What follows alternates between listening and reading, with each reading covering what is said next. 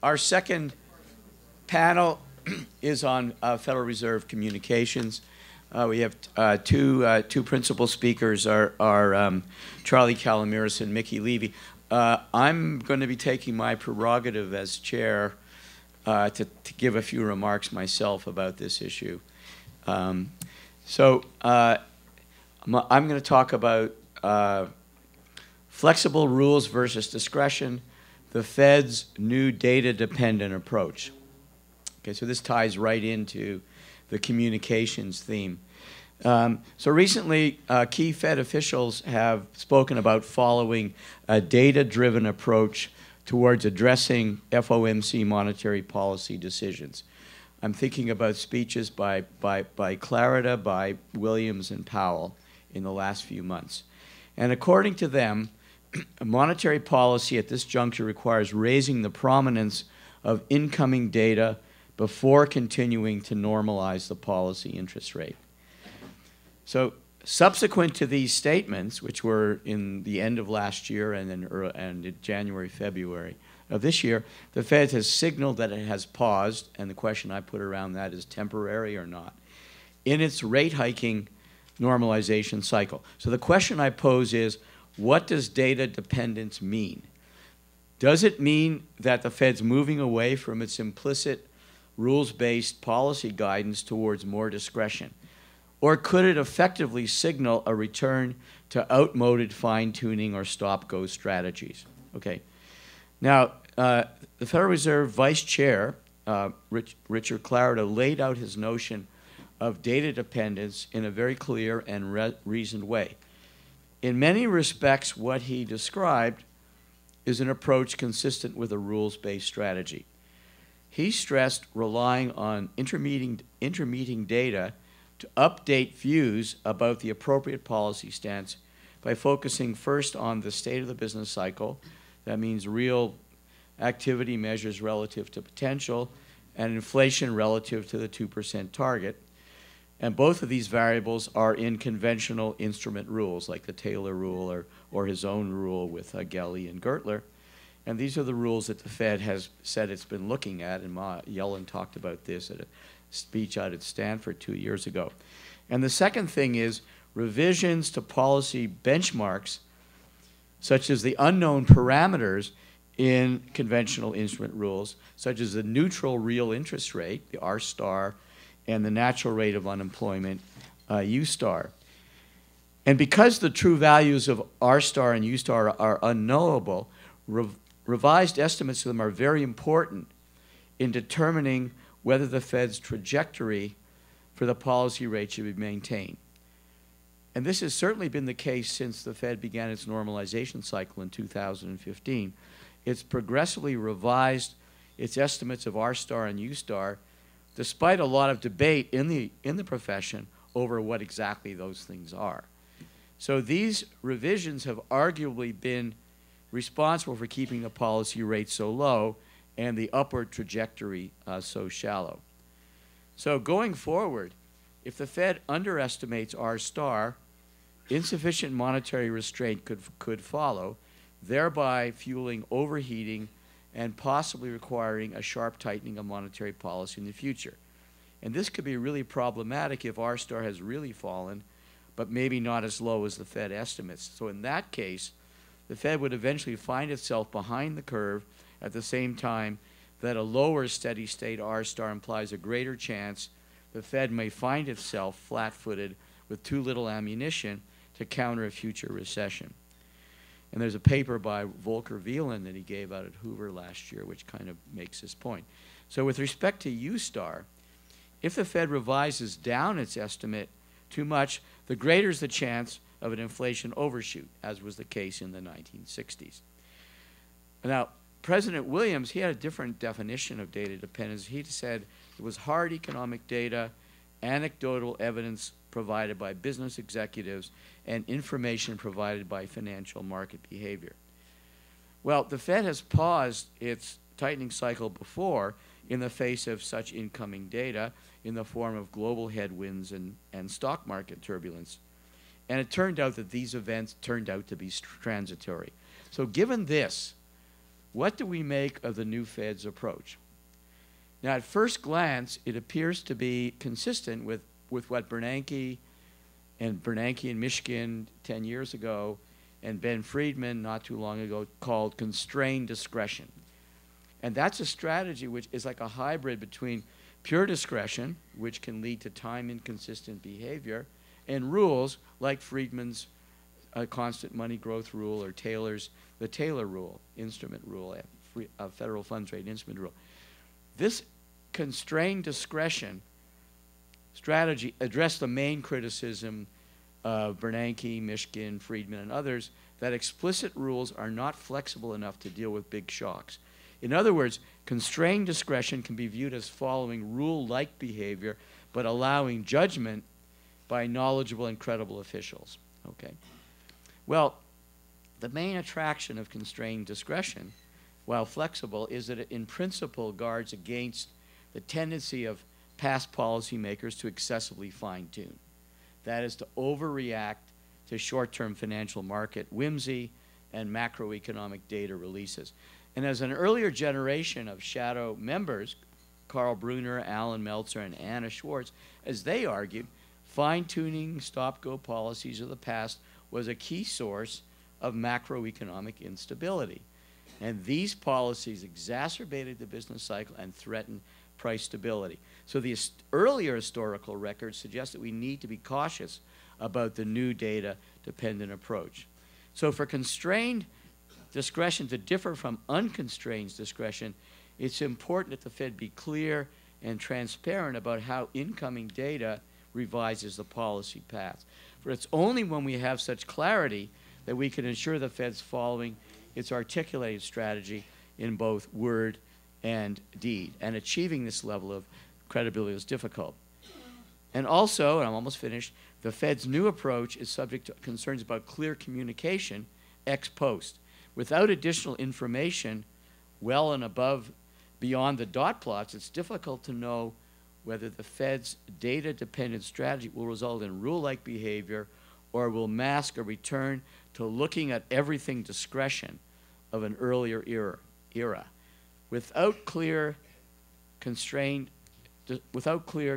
discretion, the Fed opens itself up to threats to its independence from political pressure, as Charlie Plosser said, and paying too much attention to asset price markets and their self-interested pundits. Okay, so the latest decision by the Fed should raise some eyebrows. With very little revision in its output and inflation forecast, as well as little change in private sector forecasts, the Fed appears to have taken 2 policy rate increases off the table for this year. At the same time, they note that commodity prices are lower than a year ago and financial markets have been volatile. So the question is, how important were these developments in the decision? We just don't know. Which leads me to ask, and my last point, is the Fed's 2019 data-dependent strategy really a break from the shibboleths of the fine-tuners? Okay, and the jury is out. We'll find out if this is true. Thank you. So now we have, so now we're gonna start with Charlie. Okay, thanks. Okay. Thanks, Mike, and that was a great introduction to the topic. I'm going to make use of a handout, which you can find if you look through your packet. I have some graphs and table. So as you can see, this is an optimistic paper. It's the subtitle, well, the title, Truth from Lies, and the subtitle, Why Natural Language Processing Will Revolutionize Central Bank Accountability and Encourage Systematic Monetary Policy. So this is fortune telling about how natural language processing, which is currently a revolution going on in the literature in finance and in monetary economics, which I'm going to talk about, is completely new. It's still in its infancy, but it's dramatically changing the way that we can interpret Fed and other central bank communications. So I'm going to give you a quick tour of that, but doing it from the perspective of a futuristic vision of how this will change the Fed's own decisions about transparency, true transparency, and its own decisions about making monetary policy more systematic. So I'm now engaging in the dangerous business of forecasting the Fed, long-term forecasting. So let me start by coming at this from just a slightly different way than my predecessors today have, which is to use the word transparency and to talk about central bank transparency. What are its advantages? What does it mean? So the first thing to note here is that there's a very large literature on this, and that literature agrees that there are three big advantages of the central bank being transparent, that is, letting us know what it's doing. The first advantage is self-discipline. And this is, in Mike's remarks were very much, from my standpoint, about this, that if the central bank is forced to actually reveal to us what it's doing, what its strategy is to the extent that it can articulate it, then what that does is it forces the central bank to have a strategy more. It forces the central bank to sit down as a group and actually agree on what they're doing, because they have to reveal it, and they don't want to be embarrassed by having such an incoherent one. So self-discipline's the first main advantage of transparency. The second one is predictability. We know, as Mike also pointed out just now, that short-term reactions by the Fed in a way that abuses discretion and overreacts to, let's say, market turmoil has been, along with many other kinds of reactions by central banks over time, a major source of uncertainty. So the central bank is a source of economic uncertainty, and that unpredictability that comes from that uncertainty can be reduced with transparency, because market participants know what the central bank's strategy is, and so they can react to it, anticipate it, and it doesn't necessarily, therefore, create this sort of unnecessary uncertainty. And finally, credibility. If you're announcing what you're doing, then that allows you to also gain a reputation with the market by telling people what you're going to do and then actually doing it, so that you can show people that you're good to your word. So these three different dimensions are what we really care about. That's why we care about transparency. And I also want to emphasize, transparency is not just about disclosure. In a minute, I'm going to talk about some evidence that shows that how true that is. But true transparency is all about requiring the central bank to reveal its systematic policies, and therefore to actually have systematic policy. Because you can't have transparency about a policy that doesn't exist. That's the self-discipline point. And so you have to have the policy and communicate it. And so I think a big part of the discussion that this committee always has is how much we believe that having the FOMC agree on a systematic mapping that defines its data dependence would be especially productive internally to the Fed. Of course, externally to the markets too, but internally to the Fed, because it would make them have to really come to grips as a group with what they're doing. It would also reduce, of course, unpredictability and improve Fed credibility. Now, moving on, without systematic policy, what we know from the new literature on natural language processing is that without systematic policy, more disclosure actually leads to less transparency. That's been one of the most interesting results coming out of the natural language processing literature. I'm not going to go over all the articles. I'm going to talk in a minute about 5 different articles, but my paper has complete references to the literature, so if you're interested in this topic, you'll be able to follow up afterwards. So there's a big literature now, by which I mean maybe 20 articles, that looks at, in particular, the post-1993 decision to make the FOMC minutes disclosed. What has this literature found? In examining, using natural language processing, what the minutes have been, that is doing a textual analysis of those minutes, what we find is it's created, first of all, much more conformity in the statements by the Fed officials than had existed before. It's also, of course, from just the standpoint of votes, we know, also created much less dissent, particularly almost no dissenting votes within the Board of Governors. And you can see these conformity and lack of dissent changing precipitously after the disclosure improved. Also, Fed officials read their statements much more rather than making extemporaneous statements. They make fewer statements. And now here's the interesting thing. It turns out that their word use, if you quantify the nature of the word flow, is less informative, especially less cyclically informative. But now getting back to something that Charlie Plosser raised earlier about the difference between governors and presidents, not only are the governors the ones who are dissenting much less, but it's also the governor's speech that has become much less informative cyclically. So that the president's speech actually has information content. We can quantify their speech and forecast the economy still a year in advance. For the governors, that has been much shorter term, maybe a month in advance, and since the disclosure of the information, basically nil. So what happened was the nature of the speech, it's not just that the speech is more routinized and more conformist, it also has less ultimate content for forecasting the economy, but that is especially true for the governors, which has been really interesting. So the point is, more disclosure in the absence of a systematic policy does not create more transparency. In fact, we've just run an experiment, and what we found is that more disclosure has actually reduced transparency. We can't really tell what the governors are thinking, and they're not really communicating the information they have about the economy the way they were prior to 1993. Now, referring to one of the founders of this committee and a close friend of all of ours, Alan Meltzer, of course, Alan Meltzer can explain why more disclosure in the absence of a systematic framework could achieve this result. And that's because Alan's focus was always on another word, accountability.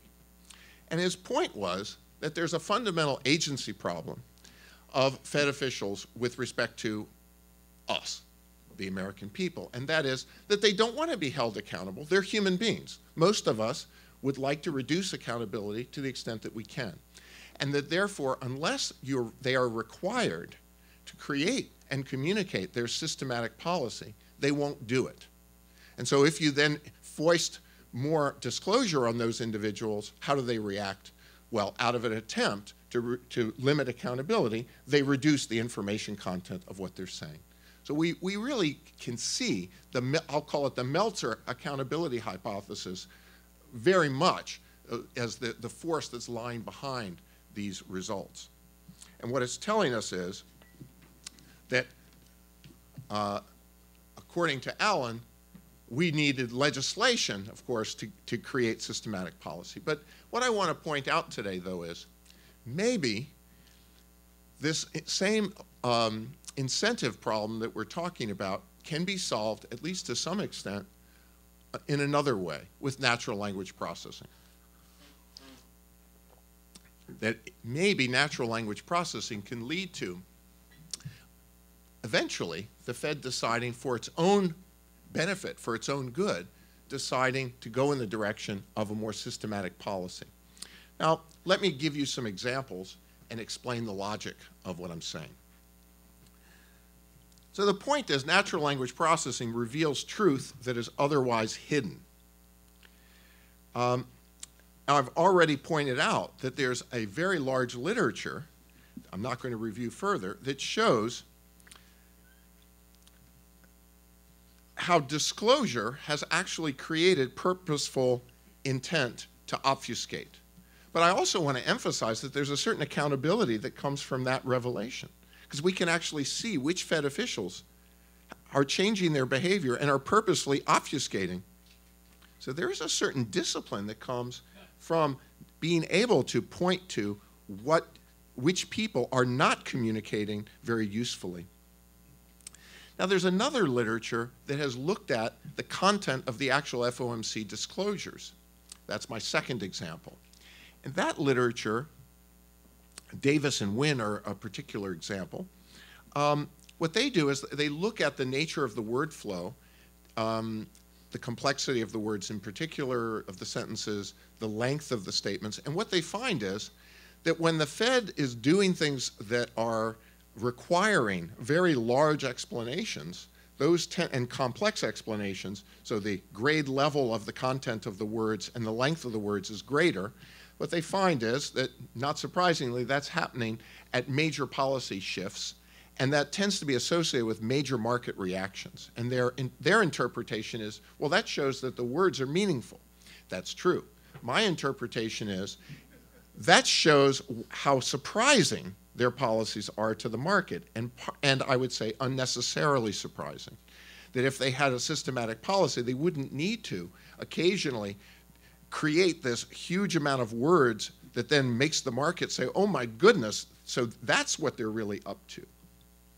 So again, we're creating consequences by being able to show that nature of the costs of the unsystematic policy in terms of major market reactions that really should be avoidable if, instead of policy relying on occasionally giving these very lengthy explanations for discretionary change, if the policy were coming out of some sort of systematic rule. Now, there's another study at the Fed itself, at the board, done by Steve Sharp and some co-authors, and it looked at the green books and the green and teal book production at the Board of Governors. And what they found in this was, remember, these are released, I think it's after 5 years.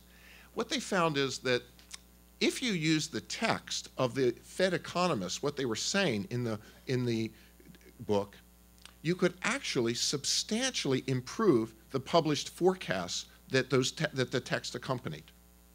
Why? Because the Federal Reserve Board purposely put sand into the gears of its forecasts so that it doesn't show that its prior forecasts were inadequate. In other words, if you get a bunch of news saying, oh my goodness, the way we were thinking about this was wrong, well, you might want to incorporate that into a very big change in your forecast, but then that's kind of embarrassing about what you didn't know 3 months ago. And so they show that sort of 2 year ahead forecast horizon, you can make substantial use of the language of the economists to improve the forecast. But again, that's accountability in a certain way, because it shows what the nature of the game is that's being played. Fourth example. So a paper that I have with Harry Mamaysky is looking at the big four central banks' reaction functions and showing you, based on their speeches, which is how we're measuring monetary policy, showing how important the so-called Greenspan put option has become in monetary policy. So I want to redefine monetary policy for you a little bit. Monetary policy isn't just about interest rate changes or Fed balance sheets. It's about forward guidance, but it's not just about forward guidance about interest rates. It's about anything that Fed officials do to try to manage markets. I would call that monetary policy.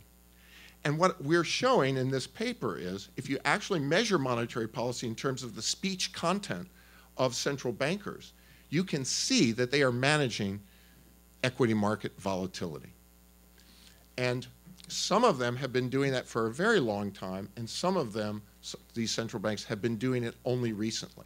So again, a kind of accountability. If you were wondering, is this Greenspan put option just a fabrication, or is it something real?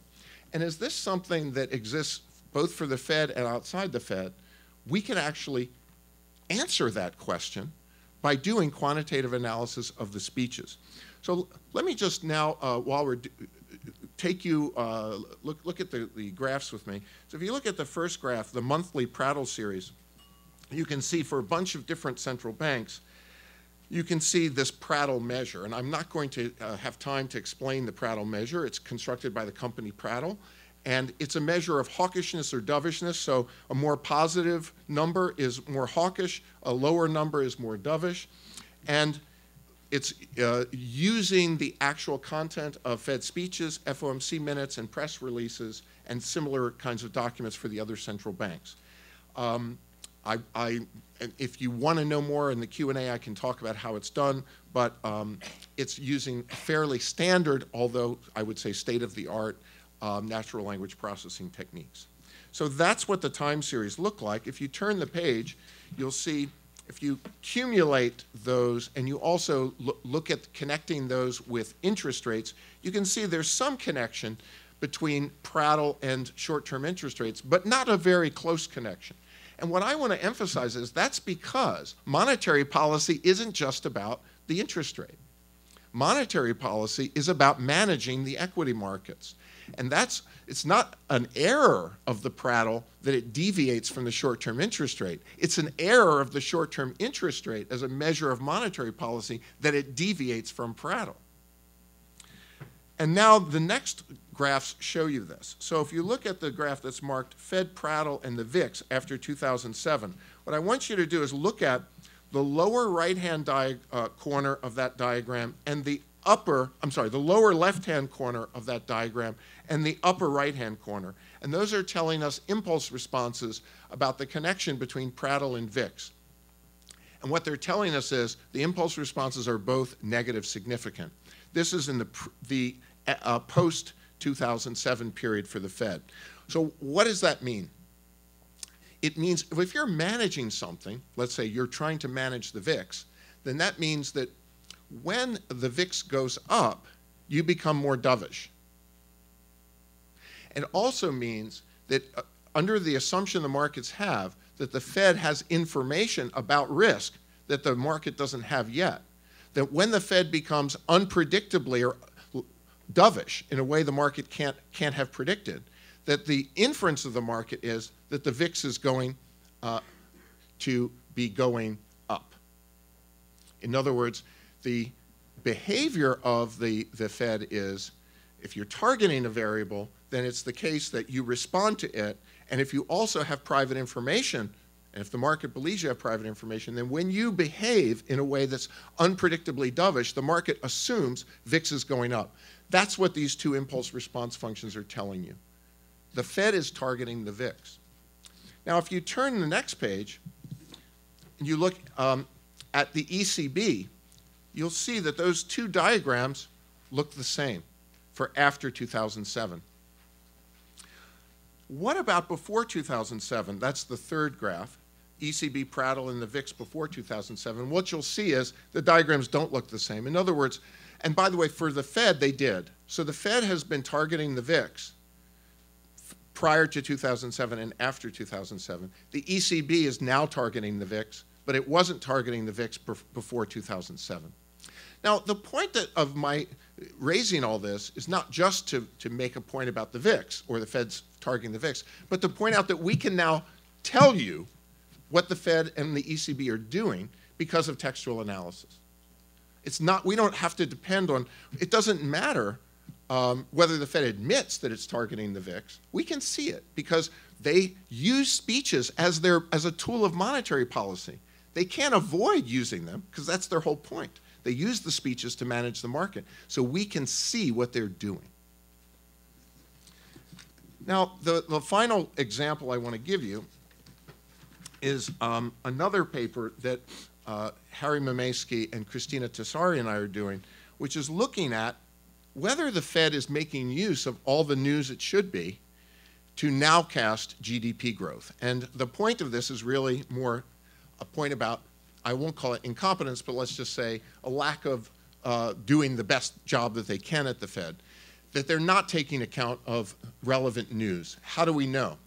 Because we can forecast a very large amount of the stance of monetary policy a year in advance, based on natural language processing analysis of news coming through Thomson Reuters news flow. Now, the Fed has not been keeping up to date, I would say, with other central banks. So, for example, the Central Bank of Norway has done textual natural language processing to see how it can use the Norwegian business newspaper to forecast, to nowcast GDP growth and incorporate that into the central bank's toolkit. The Fed has not. We're still stuck with the beige book, God help us, which is interviewing a very politically driven mechanism for creating connections between the local community and the central bank, but not really a systematic or reliable way to gather information about the state of the economy. Newspapers are. And so I want to show you that evidence very briefly. If you look at the last page, the two tables, so what we're doing here is all of the variables that we're forecasting are the central bank prattles for the 10 largest, most important central banks. So the Fed is one of these observations. And all of these variables that you see, things like entropy, article count, the various that means frequency, that's a topic telling you how much topics are being discussed. Sentiment, that's topic specific, telling you within each of those topics what's the sentiment of the news flow. So how much do those variables forecast a year away from now the stance of monetary policy of those central banks? And the answer is, in the early period prior to 2007, they were forecasting incrementally adding about 7 percentage points of R squared, whereas if you only used the lagged variable itself, the lagged prattle itself, you got an R squared of 16%. If you added the news flow, you got an R squared of 28%. Now, what about the post-2007 period? Here, where discretion has been so important, we get a much bigger contribution. So you improve the R squared from 16% to 42%. Now, what that's saying is that if we use news flow, we can forecast the 10 central banks' content of their dovish or hawkish speeches a year in advance with an R squared of more than 40%. And if you look at that time series in that first graph, you should be very impressed. This is not just driven by some kind of smooth trend. These aren't trending series. This is driven by, I would say, the fact that there's a lot of news that the central banks aren't timely taking into account. So again, this is a matter of accountability. We're able to show that if we can forecast their speeches a year in advance, then that means they don't know what they're doing. Or they don't know as much as they should, right? So now I'm going to close my last slide. Why natural language processing can promote systematic policy. Well, central bankers who know that their thoughts and intentions are being revealed publicly and then analyzed systematically would no longer be able to use the absence of an announced systematic framework to avoid, entirely at least, accountability for clear mistakes in their thinking, for duplicity or opacity in their policy releases, or for inconsistency over time in their reactions to information. So if their thoughts and intentions are known, then avoiding a systematic policy ceases to be as attractive to Fed officials as a way to skirt accountability. Adopting a systematic approach to policy that could be defended on its merits would allow them to avoid some of the embarrassment of revealed errors, dishonesty, and inconsistency. So that my view is actually that not only are we learning a lot about monetary policy and its flaws, but that maybe there's going to be some new accountability coming from this new literature. Thanks for your attention.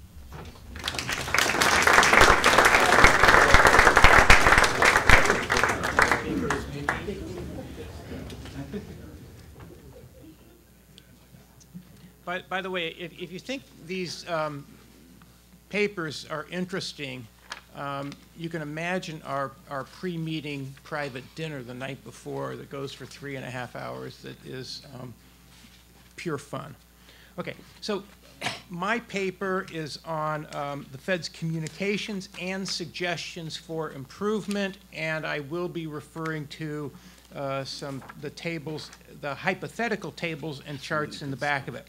So it's just absolutely clear that the Fed has elevated its communications and forward guidance as a critical element of its policy making. So its communications are policy. And the Fed on this front just faces many, many challenges, and you can look at it from many angles, but one is just simply the Fed's discretionary approach to achieving its dual mandate goals muddles its communications. Just quite simply, it's very difficult to be clear and predictable if the conduct of monetary policy and what drives it is always changing. And so, of course, the Fed has this very unhealthy relationship with financial markets.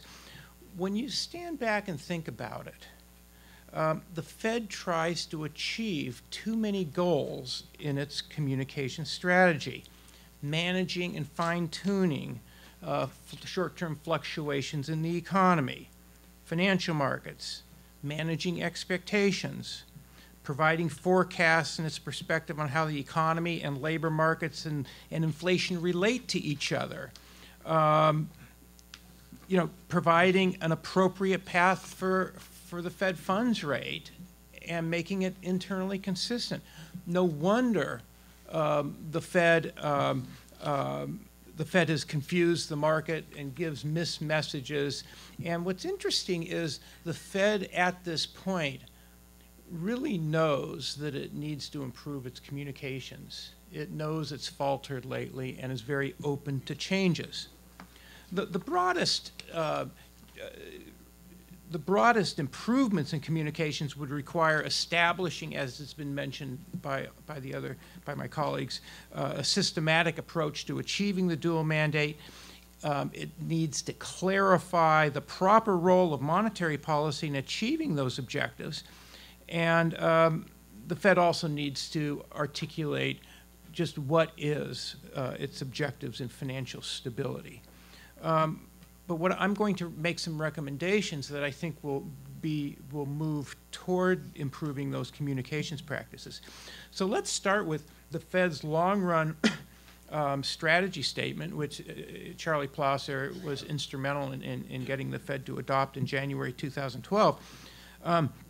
And in that statement that is on their website, they say that while inflation over the longer run is primarily determined by monetary policy, quote, the maximum level of unemployment is largely determined by non-monetary factors that affect the structure and dynamics of labor markets. That's the Fed's official statement. Yet in practice, the Fed doesn't seem to heed its official message. If you stand back and think about it, an inordinate amount of Fed's communications and focus are on current economic conditions, even though those conditions are beyond the control of the Fed and have very little to do with the Fed's dual mandate. When an employment number comes out, some Fed members always commenting within 10 minutes afterwards.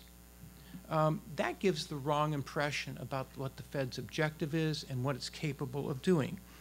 If you think about the Fed's official policy statement that comes out after every FOMC meeting, it starts with a nuanced description of current economic conditions.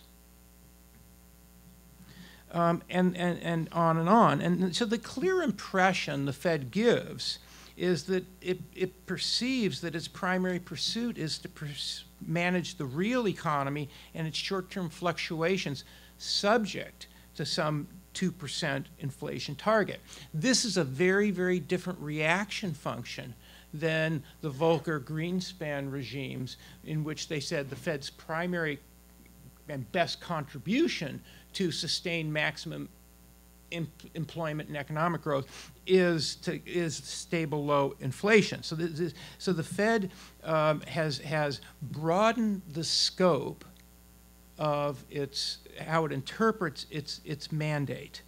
And so once again, I think one of the Fed's big problems here in communications is what is its mandate, and if it touts and focuses on its dual mandate, why is it spending so much of its communications energy steering the markets toward short-term economic fluctuations and volatility in markets and all these other things? So here's some recommendations I have. One is simple. Fed members should cease making public comments immediately following government data releases. That should be a simple request. It gives the wrong message. Leave the commentary up to, you know, financial economists and commentators. Secondly, the Fed's official policy statement should be modified in at least 3 ways. Firstly, the policy statement should begin with an assessment of monetary policy and whether it is consistent with achieving the Fed's dual mandate, its statutory mandate, rather than a nuanced discussion of current economic conditions. Now, this just involves a simple reordering of some of the sentences and paragraphs, but it sends a message. Secondly, the Fed should, in every policy statement, include separate risk assessments on inflation and on employment or the economy. Keep in mind now, the Fed typically includes a risk assessment about the real economy and then some nuanced language about inflation. Let's have the Fed in every policy statement establish what their risk assessment is on the critical elements of their dual mandate. No dropping it for a couple meetings, putting it back on, getting back to it. And I think if they did this, just think back to the communication stumble in December 2019, just last December. If they would have actually had separate, if they would have actually had these separate risk assessments, it would have been very easy for them to have avoided the communications problem they had that was really revealed in the minutes that followed. Now, the third recommended change for the policy statement.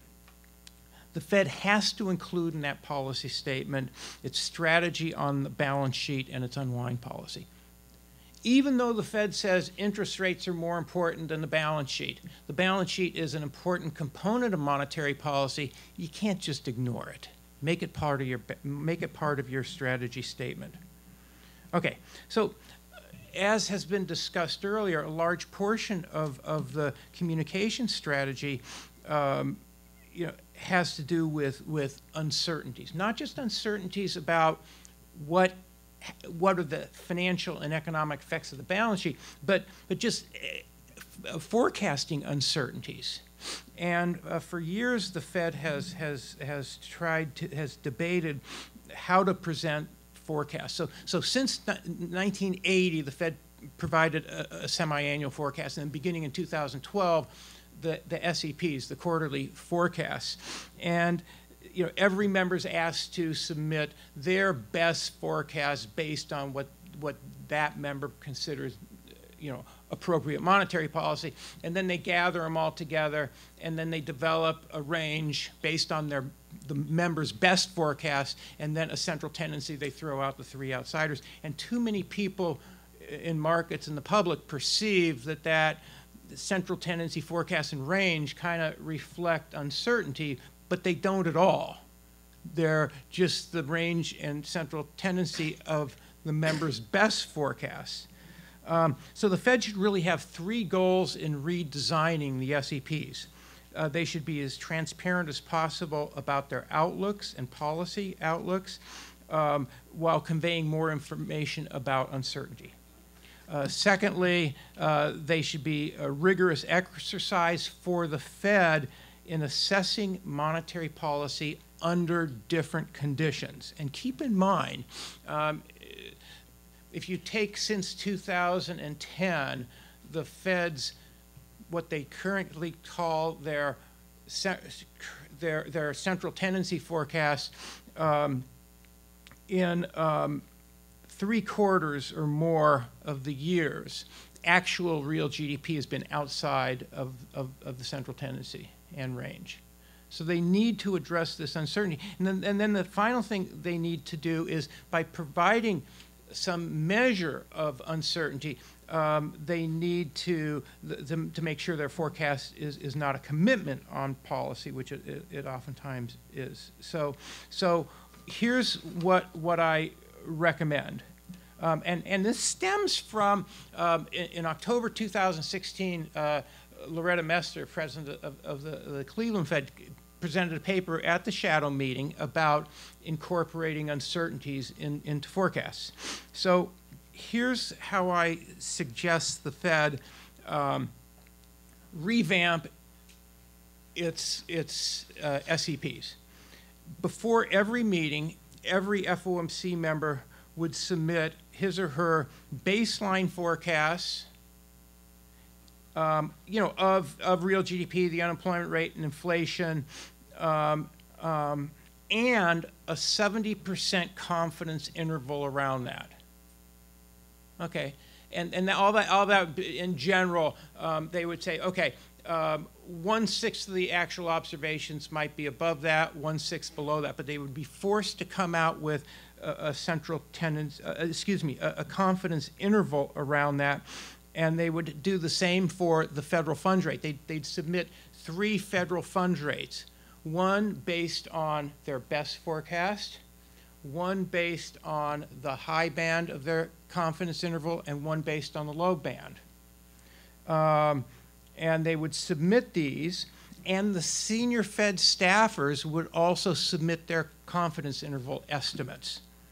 And I think that this would be a very difficult task for the FOMC members. Charlie brought out this great point that there tends to be less diversity of thinking among the governors because the governors can't stray very far from the senior Fed staff forecasts, whereas the Federal Reserve Bank presidents can. But I think it would force the Fed to think in terms of contingency planning on their forecasts. And keep in mind, history shows that since the financial crisis, those 70% confidence intervals have proved to be more accurate to the actual outcomes than the best forecast. So then now turn to page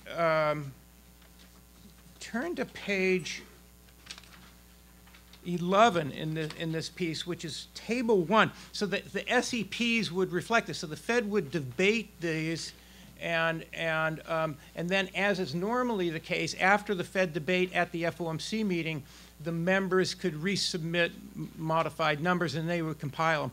And Rayanna, thanks for helping me compile these.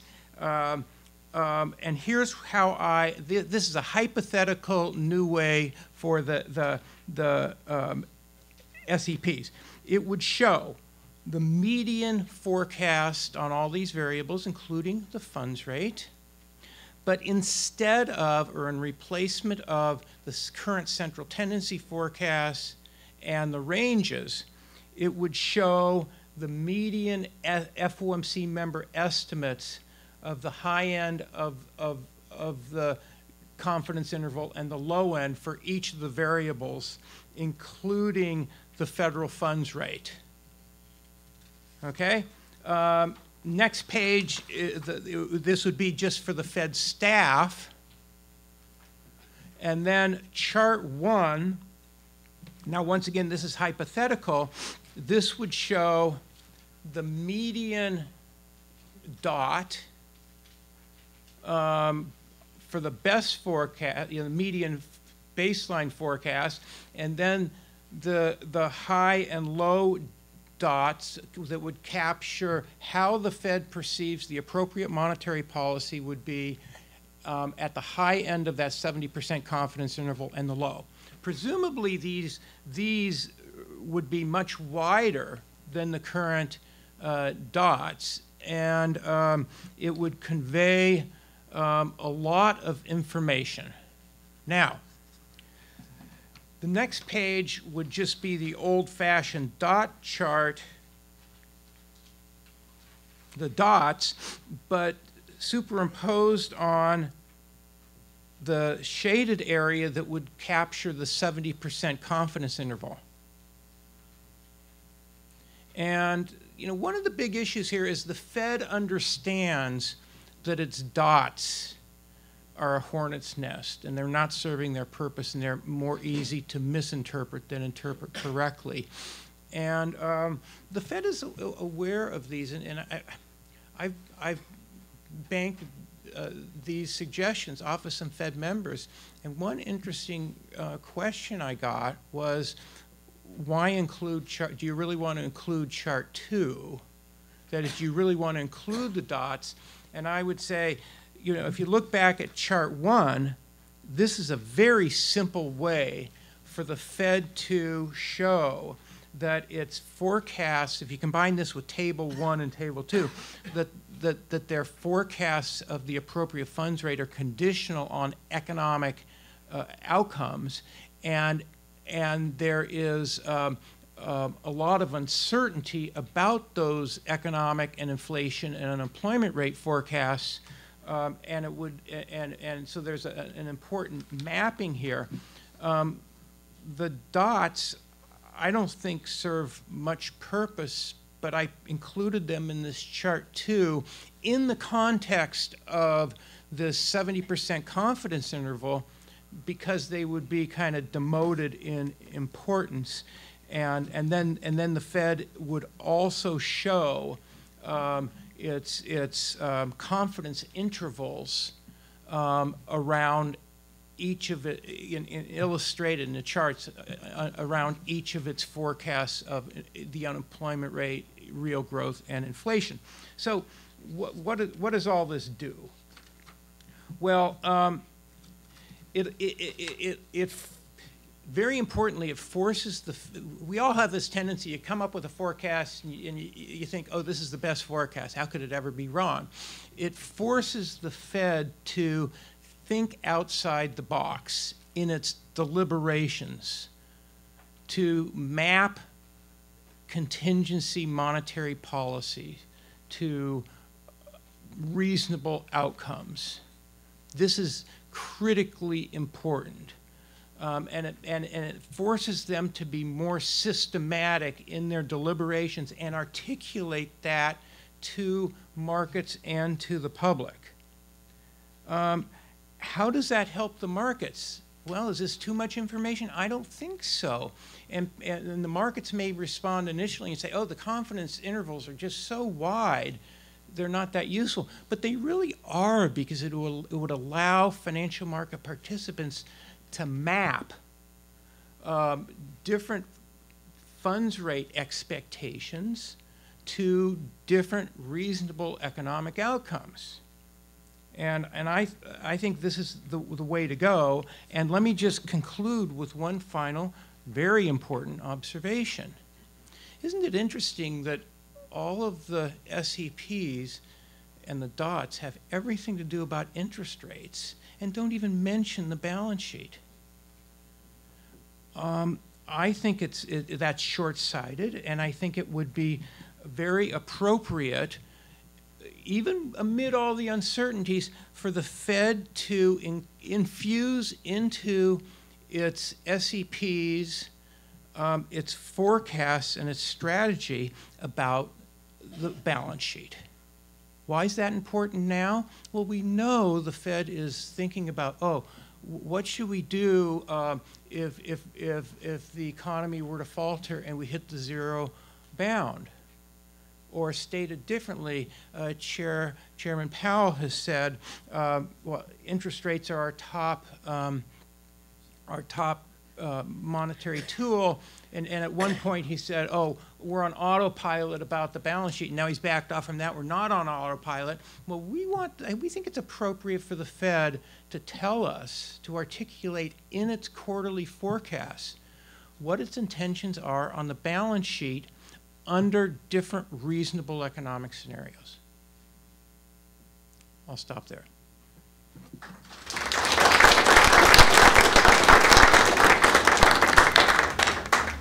Okay, so we have a few minutes for comments, for questions. Please identify yourself when you raise your hand. Jim. This is Excuse me.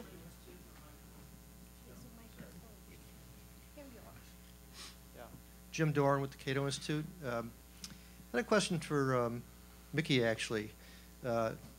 Jeff Frankel made a, I thought, interesting suggestion at last year's Cato's Monetary Policy Conference with respect to the summary economic projections. He suggested adding a line for nominal GDP, which would just be the sum, basically the real growth rate plus the inflation.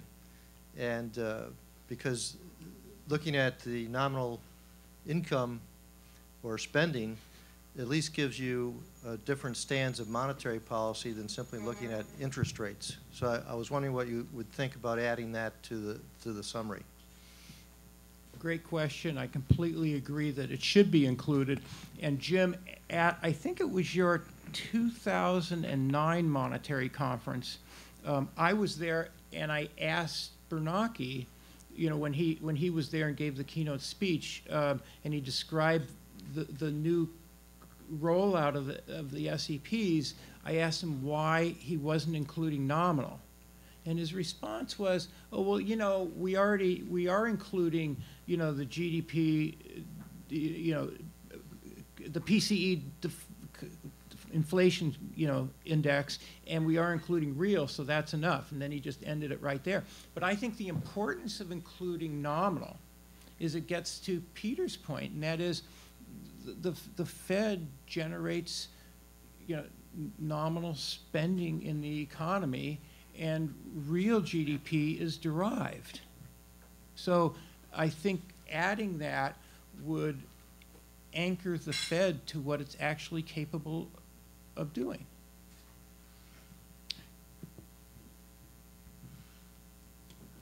Any more questions? Anne-Marie. Anne-Marie Muhlendyke, retired, formerly New York Fed. All of this presumes that the committee has a coherent underlying model, which a lot of discussion earlier has clarified that they don't, that there are a bunch of people who think in sort of traditional Keynesian ways, a few who think in traditional monetarist ways, and a bunch who don't really have a model. They just sort of say, oh, well, we know that we put interest rates down, it'll probably lead to some more inflation, but maybe it won't. And who knows, the Phillips curve isn't reliable, but that's all we know. And that one thing that's being very clear is that they don't have a consistent view of what the enlarged balance sheet means. It means different things to different people. So what they're doing with all this obfuscation and is hiding the fact that they don't have one underlying model, or trying to hide it. And they really can't make it clear until they have a consensus, or at least a semi-consensus, in what the underlying relationships are. Emery, you know, the fact that they don't have, let's put it this way, economic forecasting is very difficult. And it's prone to error.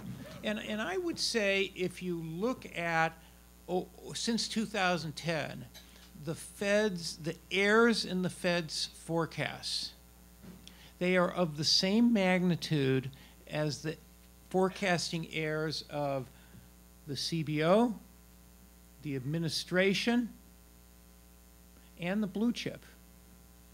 And the fact that they don't have a reliable model, I mean, that's just human nature. That's what it is, but it's exactly the reason why providing or developing and providing confidence intervals around that are all the more important. So rather than picking their baseline, each picking their baseline forecast, whether it's based on this model or that model or just anecdotal evidence from a district, and then developing from those best forecasts what's called a central tendency and a range.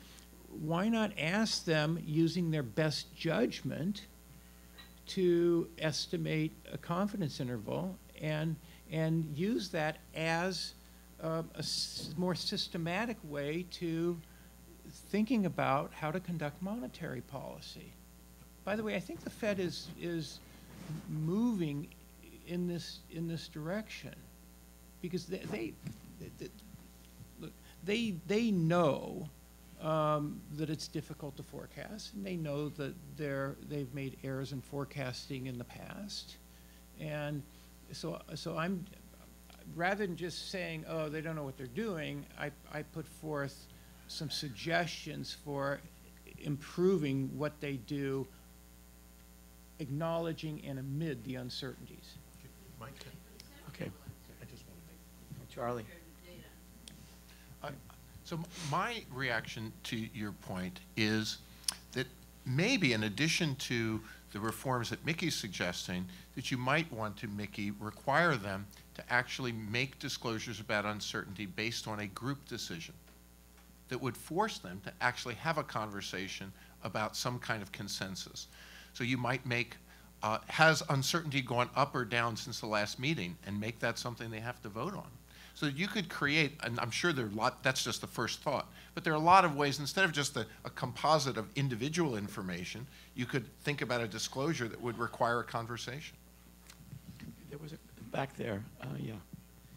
Hi, Dov Ziegler, Bank of Nova Scotia. Embedded in the kind of model that has been advanced by your paper, Mickey Levy, is the idea that the transmission mechanism by which interest rate policy works should change. I mean, I'd love it if you could elaborate a bit more on that, because the transmission mechanism for all this interest rate guidance is how the market responds to the Fed's communications. So I think embedded in what you've proposed is a view as to how the Fed should be shaping the market's expectations for interest rate policy. I'd love it if both of you could actually just talk about how you think that's gone wrong and how you think it could be better, and what's embedded in both of your research on that subject. Dov, I think that's a great question, but I really wasn't going in that direction, because I think there is a fair amount of uncertainty on the linkage between changes in interest rates and changes in nominal spending in the economy, and Peter's alluded to, talked about the importance of the monetary aggregates. What I was aiming for is more, because the Fed uses its forecasts as a critical element in its forward guidance, it needs to revamp the process in order to convey more information, and also to think through more clearly the linkages between what the economic outcomes may be and the forecast uncertainties, and how policy may be adjusted. But I don't think it addressed, and in so doing, one of the objectives is to eliminate some of the unnecessary volatility in markets, the misperceptions in the marketplace. But I don't think it really addresses your question about what does it mean specifically about the linkage between a change in the interest rate and a change in nominal GDP. Well, the only comment I'll add to that is, recall from the graphs that I started with, that Fed speeches, what we know now is Fed speeches are not mainly about conveying their beliefs about interest rates. That's what the minutes make it seem like, right, with the dots. But actually, Fed speeches and monetary policy is mainly about trying to work through short-term influences on the stock market to achieve Fed outcomes. And so I think what's interesting is, and Mickey started by pointing out that maybe these Fed speeches are kind of creating a lot of noise and unnecessarily reacting to immediate news. But of course, that's a symptom of the fact that the Fed is itself looking at monetary policy, not just as affecting interest rates, but as affecting the stock market through the immediacy of the market's reactions to the Fed speeches. So some more discipline along the lines that Mickey's talking about would also have the effect of reducing that. Maybe that's a good idea.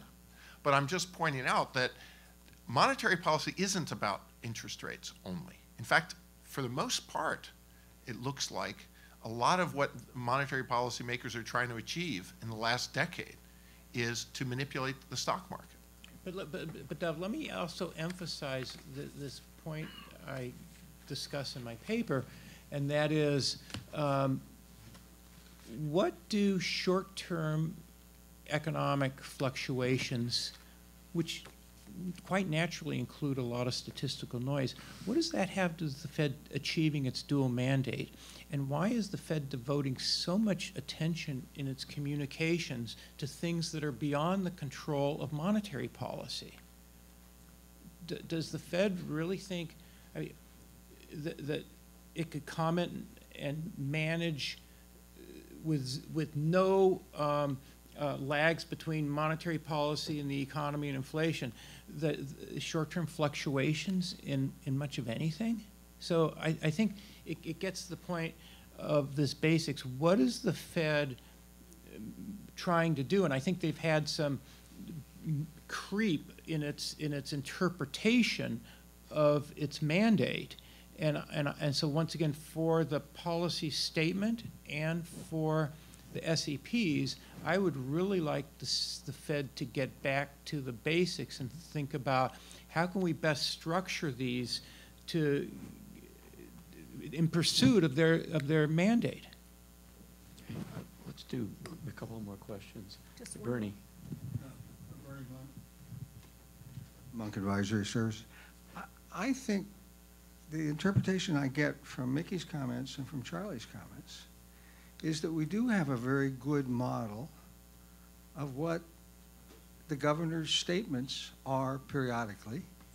They are a reflection, and I think Charlie's pointed this out, of the agency problem.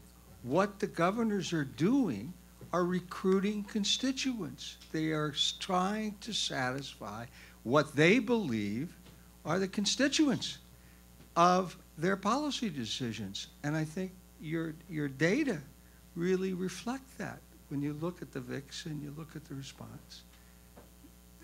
This is what a classic institutional agent does. He looks for support. And that's what I think the governors are really telling you. I mean, certainly in part. The Greenspan put may have had something to do with that, but it also, I think, reflected also a more benign aspect, which is that economists do believe that the stock market matters. And so they might want to think about, I mean, if I told you all I care about is the interest rate, well, what about Tobin's Q? What about, so of course, but that doesn't mean monetary policymakers should be doing it. Here, Mickey and I are in agreement. I'm not saying that I applaud this. I agree with you. It could be just a part of some sort of politics, but I think it's probably more than that too. It's probably a correct view, which is the stock market matters for the economy too. Okay, listen, we have to stop now because we have Governor Quarles coming in a couple of minutes. So let's end let's end the panel. Okay. Thank you.